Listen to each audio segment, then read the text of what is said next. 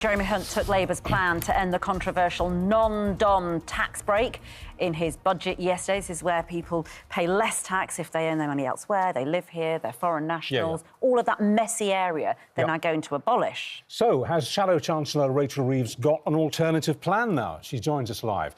Good morning. Right, let's start off with a kind of a what-if time, a game of what-if. What if you're in number 11, you personally, as Chancellor, the day after the next election, which Labour's won, what from yesterday would you keep and what would you junk? I think the key thing is the things that I would add.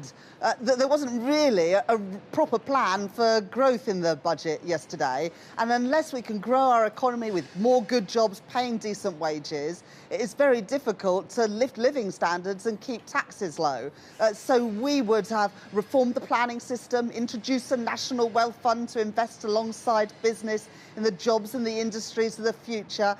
We would have reformed the apprenticeship levy so our young people can get the skills they need and businesses can get the workers that they need to grow their businesses. So for me, the main thing was what was not in the budget yesterday. And as a result of those things not being in there, the truth is, and the Office for Budget Responsibility, the arbiter of everything budget related, said yesterday that living standards for families in Britain are going to be worse when people go to the polls later this year than they were at the last election. This is the first time this has ever happened in a parliament. It is a damning indictment of this government. And is taxation, because taxation overall, despite the cut in national insurance yesterday by 2p, taxation overall is at record levels. It's high for all of us.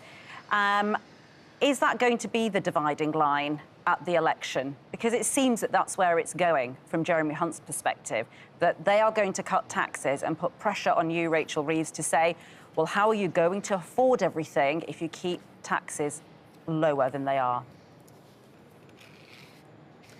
Well, we back the cuts to national insurance. When Rishi Sunak tried to increase national insurance a couple of years ago, it was Labour, it was me, that led the charge to say it wasn't right to increase taxes on working people in the middle of a cost of living crisis. So I want taxes on working people to be low and will support those national insurance cuts. Are you in favour of banning it all together? Just out of interest, because on that point of national insurance, are you in favour of abolishing it altogether? Well, let me say two things. First of all, the cut in national insurance has to be seen in the wider context of a tax-raising parliament. And if you look at overall what the government are doing, for every £5 they've given back, they are actually taking £10 of tax. So they're giving with one hand, but taking much more than with the other. And I think your viewers will experience that themselves when they look at their paychecks and they look at their bank balance. Now, yesterday, at the end of the budget statement, after an hour and 10 minutes, the Chancellor started floating this idea of getting rid of national insurance altogether, and then government ministers toured the TV studios and radio studios yesterday saying that that was their intention. Well, if you get rid of national insurance altogether, that's a cost of £46 billion every single year. And I think it is really irresponsible to start making promises without having a faintest idea of where the money is going to come from. All right. And we saw what happened last time ministers attempted this. Yeah. Well, let me just finish this point, because I think it is important. Right. The last time ministers attempted this, it was Liz Truss and Kwasi Kwarteng. Yeah. They made £45 billion of uncosted and unfunded tax cuts. The Chancellor yesterday suggested £46 billion of unfunded tax cuts. That is irresponsible. I will never make a commitment without being able to say where the money is going to come from. Okie doke. Look, the general consensus across the media divide this morning, both right and left, is that this was a fairly limp affair yesterday. Even the Daily Mail says that there was not so much a rabbit out of a hat as an undernourished gerbil, and that's the Daily Mail. Did you guys, on your side of the House, heave a big sigh of relief when it was over yesterday? Because it was not an election-winning budget. I'm struggling to hear you a little bit there, Richard. I'm sorry.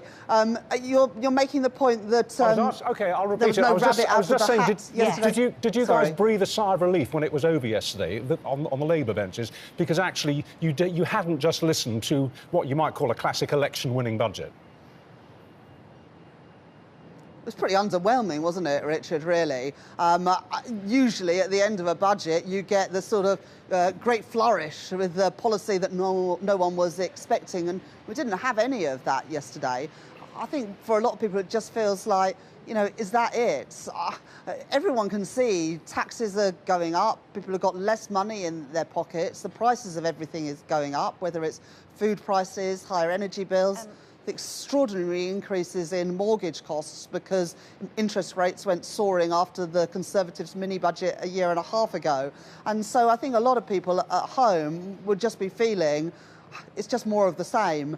And after 14 years, I think most people feel worse off, and they certainly feel that they're paying more in tax but getting less in terms of public services, because our NHS is on its knees, our schools are crumbling, the police, it's very hard to get justice these days. So I think those are the main questions people will be asking at the next election. Just because we're short of time, of course, you've got other places to be. I just want to ask you a quick question about the non-dom tax status being abolished, not straight away, but in a few years' time. That was a Labour policy, and I think you were banking on it raising something like £2 billion to pay for free breakfast clubs, to fund some NHS work and upgrading of equipment. What do you do now? Because that was your policy and it's now a Tory policy. So where do you go from there to recoup that money that now, in a sense, isn't there for you?